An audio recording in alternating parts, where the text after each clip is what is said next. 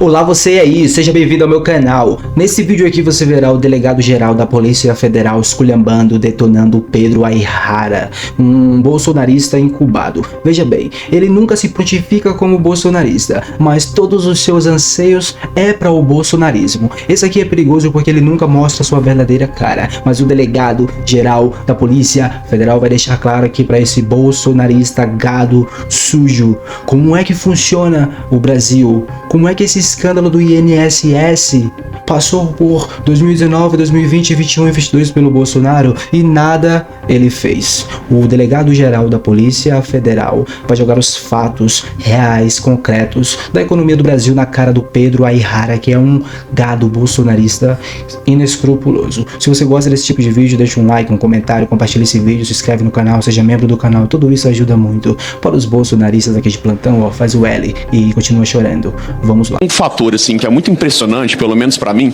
é que boa parte da evolução dessa investigação, ela se dá a partir de uma notícia-crime que é gerada pelo Portal Metrópolis. E toda essa investigação, imagino que o senhor tenha acesso a como que eles tiveram acesso a esses dados, a gente começa com uma investigação de 2 jornalistas que recebem uma informação de WhatsApp e vão fazer uma apuração, uma diligência, que ela é profundamente simples. Lembrando que jornalistas, enquanto jornalistas, eles não têm poder de polícia, não têm a possibilidade de pedir uma quebra de sigilo telefônico, telemático, bancário, etc. E para mim, pelo menos para mim, é muito impressionante como é que a gente precisa chegar a esse nível de 2 pessoas, né, de 2 ofícios comuns, né, que não têm poderes especiais de investigação, para a gente conseguir ter evolução nisso. Quanto à questão do jornalista, é importante, antes das matérias, a gente já tinha inquéritos, né, assim, a gente depois teve uma investigação da Polícia Civil e, na prática, isso acontece sempre, assim, os jornalistas têm as fontes deles, como os policiais têm também as fontes. E a polícia muitas vezes se abastece dessas matérias jornalísticas também. Mas aquilo não foi o principal, né? Ali chamou a atenção para o tamanho, porque ele tinha realmente acesso a informações, o jornalista, muito importantes. Souza destacou que o grande volume movimentado foi o principal fator para o início das investigações. As suspeitas atingem sindicatos, associações e servidores do órgão. Volume de fraudes, mas não funcionou o sistema? Certamente não funcionou o sistema de governança do INSS. Aí a Polícia Federal, por que levou? O valor era um valor muito alto. E em pouco tempo se levou muito dinheiro, se arrecadou muito dinheiro com esse esquema. E, obviamente, os entes públicos eles são lentos, naturalmente lentos. Mas a gente consegue, e isso acho que é o mais importante, a gente conseguiu estancar a sangria. É óbvio que isso já existia uma sangria enorme, mas na prática, nos benefícios previdenciários, ao longo dos meus quase 27 anos de polícia, isso não é muito diferente. Há 30 anos atrás, os benefícios eram fraudados através de uma certidão falsa de um cartório, se tinha que montar um processo concessório.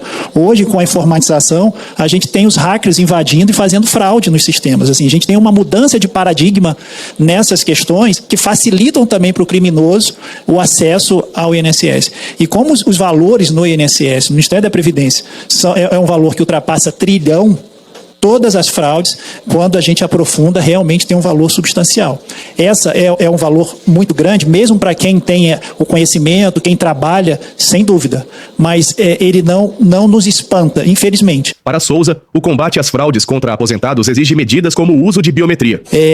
O que a Polícia Federal recomenda ao INSS, a Polícia Federal recomenda ao INSS há muitos anos melhorias. A principal delas é a biometria. Uma biometria bem feita, específica. E hoje, o senhor próprio falou do meu Gov, a gente já tem esses elementos, né, para abrir uma conta no banco. Tá vendo? A Polícia Federal está totalmente sob controle dessa situação do escândalo do INSS. Muito obrigado, Carlos Henrique de Oliveira. Sim, por deixar claro aí para o Pedro Ayrara, bolsonarista, que não mostra quem de fato é, mas todos nós sabemos quem você realmente é, Pedro Ayrara. E saiba que nós que fizemos o L, queremos que o delegado-geral da Polícia Federal, queremos que o diretor-geral da Polícia Federal cheguem todos, é isso que nós queremos. E vocês sabem muito bem que quando chegarem todos, vocês sabem que 4 anos do governo Bolsonaro, Pedro Ayrara, foram 4 anos de escândalo do INSS acontecendo embaixo dos panos. É isso que aconteceu. Uma conta digital, você tem fonte de informações. É claro que tem fraude também nisso, né? Enfim, mas os sistemas devem ser aperfeiçoados para que isso aconteça. A Polícia Federal faz essa parte, até porque nós temos uma especialização dentro da Polícia Federal no combate aos crimes previdenciários. A gente tem colegas que fizeram mestrado e eles apuraram que se a gente fizeram uma análise de operações policiais da própria Polícia Federal, que se a biometria tivesse efetivamente instaurada, 52 ou 58% das fraudes poderiam ser evitadas.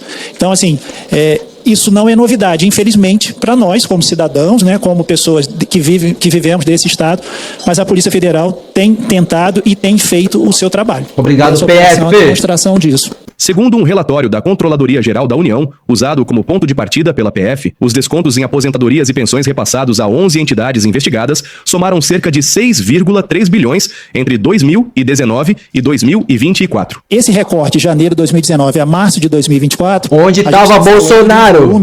No relatório inicial, de 4.281.352.711.083 centavos. Isso depois aumenta um pouco no próprio relatório complementar que a CGU faz e passa para 6,3 bilhões de reais. Olha isso. E assim, o recorte é importante, gente. Por quê? Porque a gente tem que ter foco na investigação, a gente tem que ter um objetivo delimitado. O que faz? Quantas associações? A gente tem cerca de 30. Por que são 11 entidades que são escolhidas para a CGU? Pela CGU. Essas 11 entidades, foi um critério técnico, elas representam 90% dos descontos associativos. Foi um trabalho, assim, árduo da CGU. A CGU foi a campo nas 27 unidades da federação, ouviu bastante gente, em cada estado era uma média de 50 a 52 pessoas, e desses levantamentos, 97,6% afirmaram não ter autorizado os descontos. 95,9% disseram que sequer faziam parte ou já tinham ouvido falar daquelas entidades. Então, ficava muito claro ali os indícios de falsificação de assinaturas, e principalmente a CGU teve um trabalho, tem pessoas que moram numa região no interior do Amazonas, que para a sede da dita associação, ela teria que se deslocar por cerca de 27 horas. São pessoas que nunca saíram, idosos, que não têm nem... E são pessoas que nunca tiveram o apoio do Bolsonaro. São pessoas que passaram 4 anos no governo Bolsonaro sendo roubadas, literalmente. Ou seja, cadê o Pedro Aihara e os bolsonaristas para falarem sobre isso?